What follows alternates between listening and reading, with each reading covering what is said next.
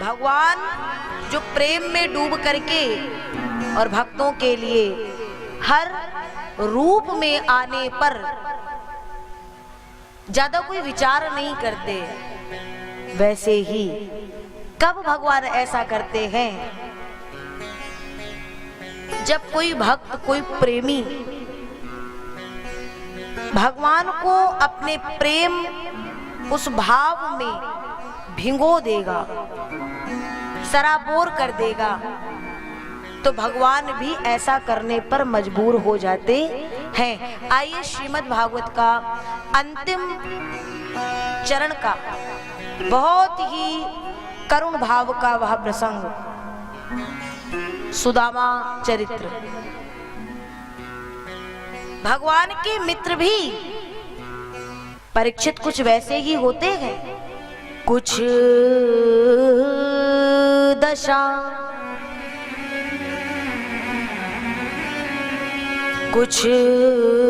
दशा उनकी अनोखी बतलाते हैं। कौन? वो जो मेरे मोहन के प्रेमी कहलाते हैं। कैसे होते हैं गोविंद के प्रेमी? कृष्णस्यासीत् सखा कच्चिद ब्राह्मणो ब्रह्मवित्तमा विरक्त इंद्रियार्थेषु प्रशांतात्मा जितेंद्रियः। भगवान के परम भक्त, परम सखा, विरक्त गए, ब्राह्मण गए, इंद्रियों को जीत चुके, इसलिए जितेंद्रिय है। नाम है सुदामा।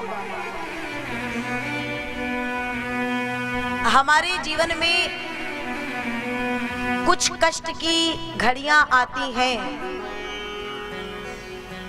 तो हम सबसे पहले भगवान को ही किनारे करते हैं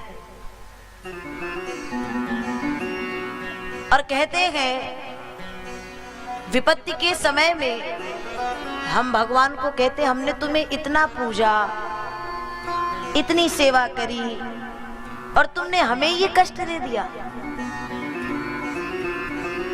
हम ये मानते हैं कि भगवान की पूजा करने का तात्पर्य और उनके उस पूजा का फल का तात्पर्य है कि भगवान हमें हर तरह की सामर्थ्य प्रदान कर दें। अच्छा मकान, अच्छा घर, परिवार, कुटुंब, धन, ऐश्वर्य, पद, मान, प्रतिष्ठा सब दे दें। इसका मतलब भगवान की कृपा हम पर है। परंतु ऐसा नहीं है। जब कृपा करते हैं श्री भगवान तो चीर लेते सब धन सम्मान, सिर पर पड़ती है विपत्ति महान।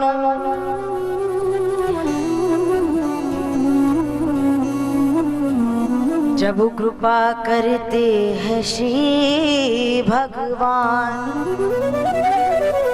छीन लेते हैं सब धन सम्मान, सिर पर पड़ती है विपत्ति महान।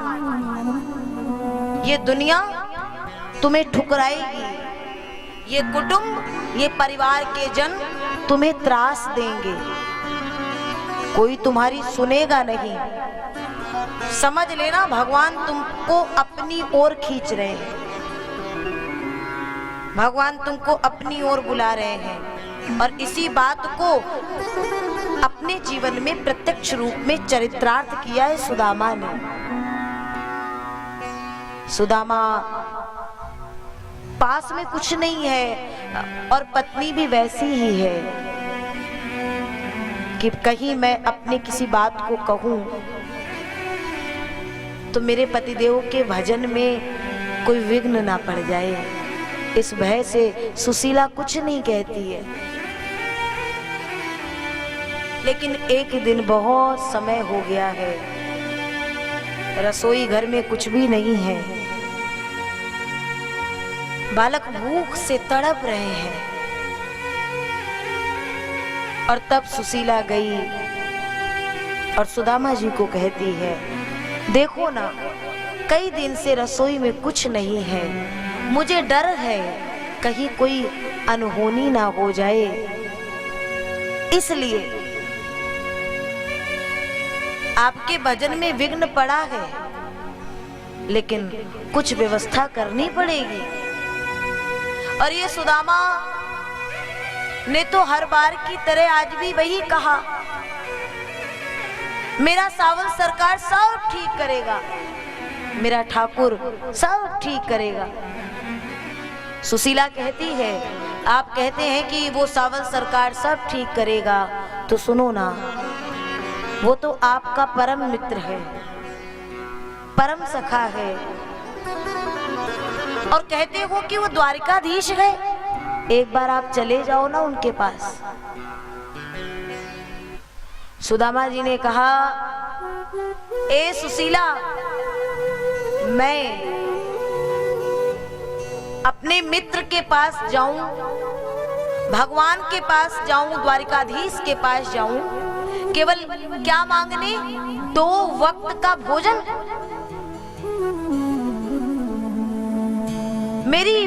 मेरा प्रेम, मेरी भावना इतनी सस्ती है कि ये 2 समय के भोजन के लिए मैं भगवान के सामने जाकर के रोऊं। और सोचो जरा, अपने में हम लोग आत्म आकलन करें कि आज जो सुदामा कह रहा है, उसमें से हम में से कितने ऐसे हैं जो उसी श्रेणी में अभी भी हैं। भगवान के पास जाकर के यही मांगना, प्रभु भोजन की व्यवस्था, घर की व्यवस्था, काम को बढ़ाने की व्यवस्था, इतना ही मांगते हैं। भगवान भी, वो ईश्वर भी रोता है कि तुम मुझसे सब मांगते हो, पर कोई तो हो जो मुझसे मुझे मांगो। सुदामा ने कहा, मैं जाने वाला नहीं हूं सुशीला। सुशीला चरणों में गिर गई, मेरी धृष्टता को क्षमा करना नाथ, कुछ मांगने नहीं, केवल एक बार चले जाइए गोविंद का दर्शन करने। शायद सुशीला ने सोचा हो कि इनकी स्थिति जब परमात्मा देखेगा ना, तो अपने आप इनकी गरीबी वो समझ जाएगा। दर्शन की बात आई, सुदामा ने कहा, अगर ऐसी बात है, हाँ दर्शन के लिए जा सकता हूं। सुदामा जैसे ही पग आगे बढ़ाया,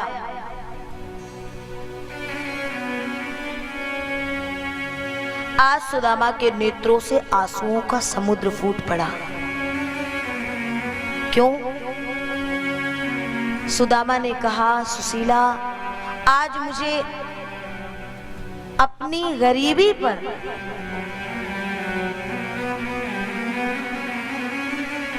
आज मुझे अपनी गरीबी पर थोड़ा सा रोना आया है, क्योंकि भगवान के द्वार पर, मित्र के द्वार पर, गुरु के द्वार पर कभी खाली हाथ जाना नहीं चाहिए। और आज मैं इतना गरीब हूँ कि गोविंद के द्वार पर जाने के लिए मेरे पास ले जाने को कुछ नहीं है।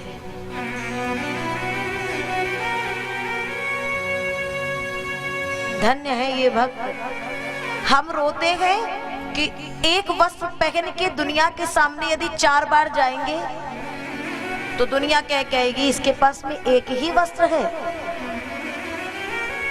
केवल दुनिया की नजरों में अच्छा और ऊंचा दिखने के लिए हम विचार करते हैं और भगवान के सामने रोते हैं कि दुनिया की नजरों में हम ऊंचे दिखे, मुझे ऐसा बनाओ। लेकिन सुदामा इसलिए रोता है कि मुझे इतना दो कि मैं तुमको कुछ दे पाऊं, तुमसे लेके तुम ही को दे पाऊं, क्योंकि मेरा सर्वस्व गोविंद आप हैं। पत्नी सुशीला 5 घरों में गई कुछ भिक्षा लेकर के, कुछ चावल के छोटे छोटे दाने एक पोटली में बांधी और सुदामा को दी। सुदामा लेकर के चल दिया। संतों ने कहा चले श्याम सुंदर से मिलने सुदामा, गाते हुए मन में हरे कृष्ण राम। सुदामा चलता गया, समय बीत गया है, पोटली साथ में है, द्वारिका नहीं आ रही है। सब दिख रहा है पर द्वारिका कितनी दूर है पता नहीं। एक वृक्ष की छाया में सुदामा बैठा और वही नेत्र बंद करके कहता है भूख लगती है,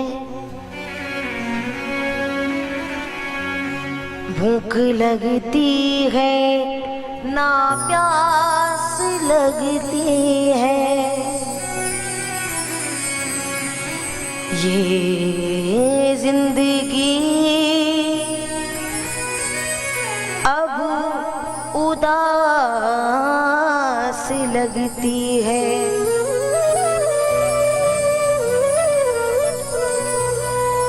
कैसे आऊं मैं तेरी द्वारिका, ये आस भी अब निराश लगती है। सुदामा वहीं बैठा, कहाँ छुपे हो गोविंद?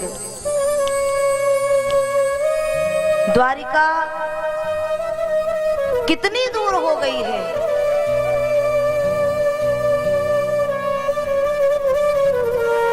कुछ ऐसा करो कि द्वारिका पास आ जाए, अब ज्यादा देर छुपो नहीं।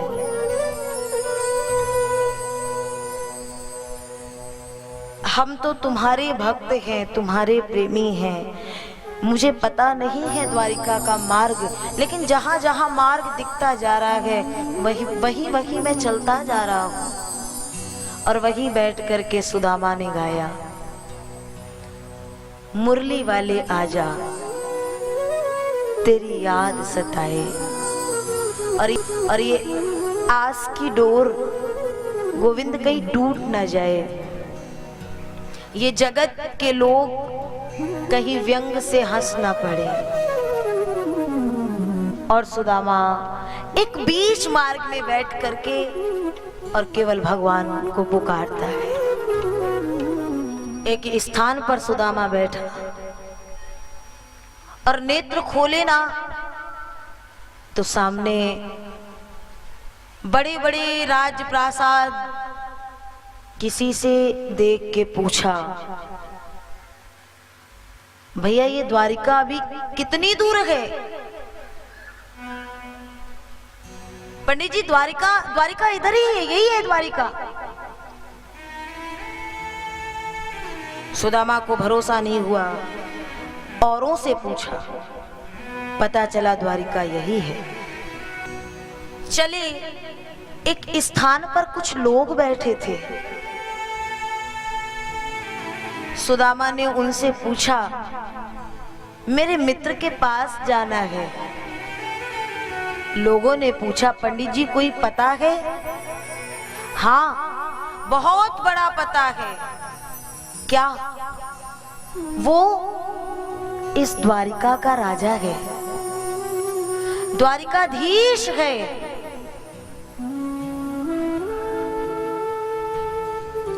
द्वारिकाधीश है वो।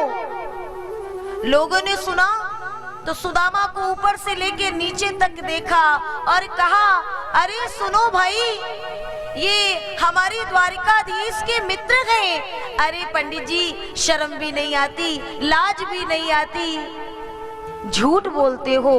कहाँ आप और कहाँ हमारा द्वारिकाधीश? सुदामा उनकी बातों को कुछ अनसुना करके और आगे बढ़ा। और राज्य के द्वार पर पहुंचे, कुछ द्वारपाल खड़े हैं। उनको मिलकर के सुदामा बताने लगे, भैया मेरा नाम सुदामा है, कृष्ण मेरे बचपन के सखा है, बचपन के मित्र हैं। सुदामा नाम सुन के द्वारपाल धीरे धीरे भीतर की ओर गया भगवान को बताने, और तब संतों ने कहा, शीस पगाना जगातन पे प्रभु जाने कुआं, पता नहीं कौन है, जाने कुआं बसो के ही ग्रामा, ये धोती फटी सी लटी दुपटी, अरुपाय उपानह की नहीं सामा, द्वार खड़ो द्विज दुर्बल एक, द्वार खड़ो द्विज दुर्बल एक, रहो चकी सो वसुधा अभिरामा, पूछत दीन दयाल को धाम बतावत आपनो नाम सुदामा, पूछत दीन दयाल को धाम बतावत आपनो नाम सुदामा।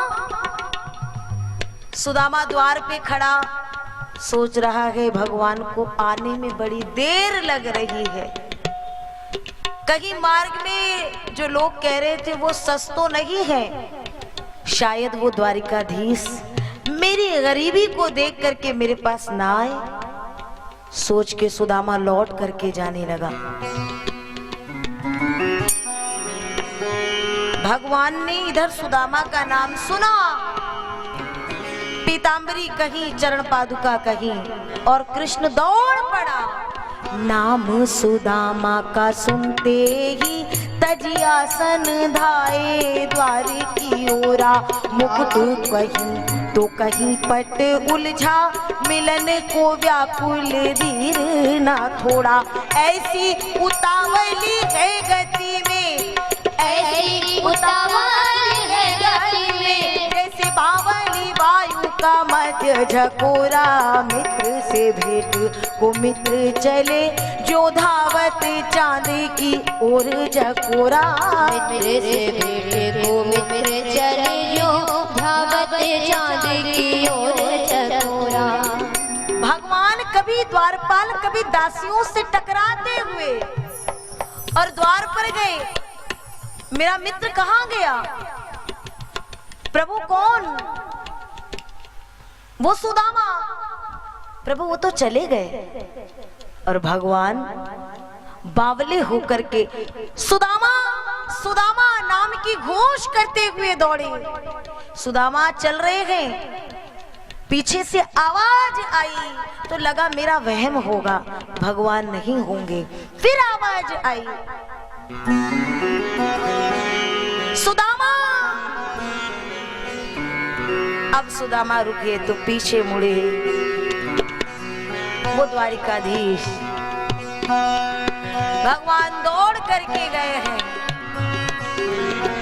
सुदामा को देखते ही भगवान हृदय से लगा लिए। नहीं दीन कोई इस घड़ी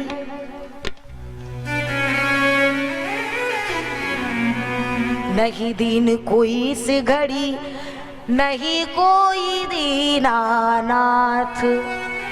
ना तो कोई दीन रहा, ना तो कोई दीनानाथ है। बाल सखा के हाथों में, बस बाल सखा का हाथ।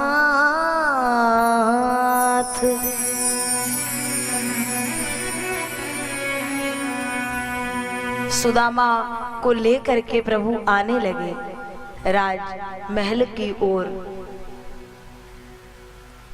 बड़े प्रेम से रथारूढ़ करके आज गोविंद ने उस दीनहीन सुदामा को अपने बराबरी का स्थान देने के लिए प्रभु आगे बढ़े। और वो गीत की पंक्तियां, बराबर पे अपने सुदामा बिठाए, फिर चरण आंसुओं से श्याम ने धुलाए। परब्रह्म परमात्मा नारायण आज विप्र के चरणों का स्पर्श किए प्रथम, और चरण स्पर्श के साथ ही जैसे पांवों में लगे कांटों को देखे। ऐसे बिहाय बेवाइन सो,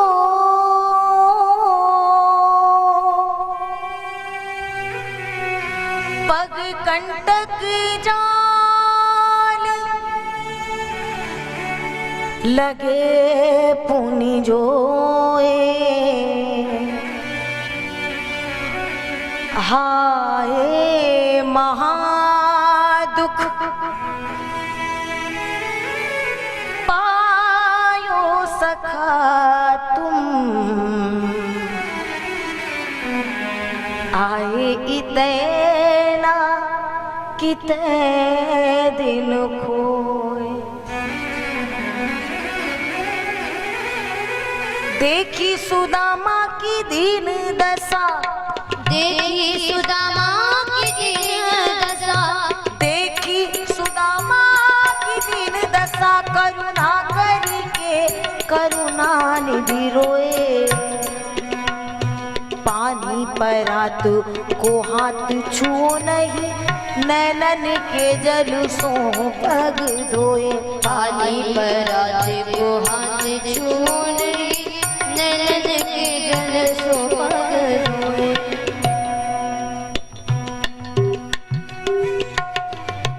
पानी परात को हाथ छुओ नहीं, नैनन के जल सो पग धोए। बड़े प्रेम से भगवान ने चरणों को पखारा, अपनी पीतांबरी सुदामा को कंठ में डाल दी। मित्र का विप्र का सम्मान किया। सुदामा को कुछ क्षण के लिए एक सदन में आसन दे दिया। अब सुदामा पूजन इत्यादि के पश्चात जब अकेले सदन में बैठा तो महलों को देख करके सोचता है, इतने बड़े बड़े महल हैं,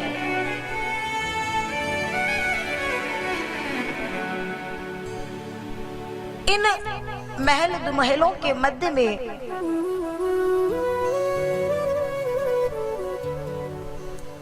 मेरे वो 4 चावल के दाने कहाँ स्थान पाएंगे, सुदामा विचार कर रहा है। उतने में ही भगवान का आगमन होता है। दोनों मित्र आज बैठे हैं, वार्ता करते हैं। प्रभु पूछते हैं, सुदामा कैसे हो मित्र? बड़े दिनों बाद तुम्हें मेरी याद आई। नहीं प्रभु, मैं तो आपको हर पल याद करता हूँ। मेरा एक क्षण आपके बिना नहीं बीतता। और इतना कह के सुदामा थोड़ा वो पोटली को छिपा रहे हैं। भगवान ने कहा, खाली हाथ आए हो, मेरे लिए कुछ नहीं लाए हो? सुदामा को लगा झूठ बोल देता हूं आज। नहीं प्रभु, कुछ नहीं लाया, मेरे पास कुछ था नहीं, जल्दी जल्दी में आ गया। ऐसा तो हो नहीं सकता है सुदामा, कुछ तो जरूर लाए होगे। क्या लाए हो, दिखाओ ना। और भगवान उस पोटली को धीरे से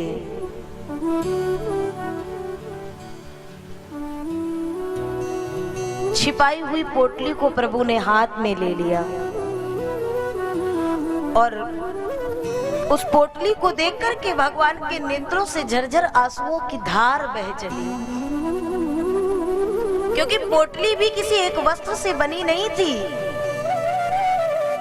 और फिर भगवान ने पोटली को खोल के देखा, अलग अलग घर के वो चावल के अलग अलग दाने भगवान समझ गए। और प्रभु ने सुदामा की ओर देखते ही पहली मुट्ठी ली और जब उसको मुख में रखे तो क्या हुआ, सुनिए।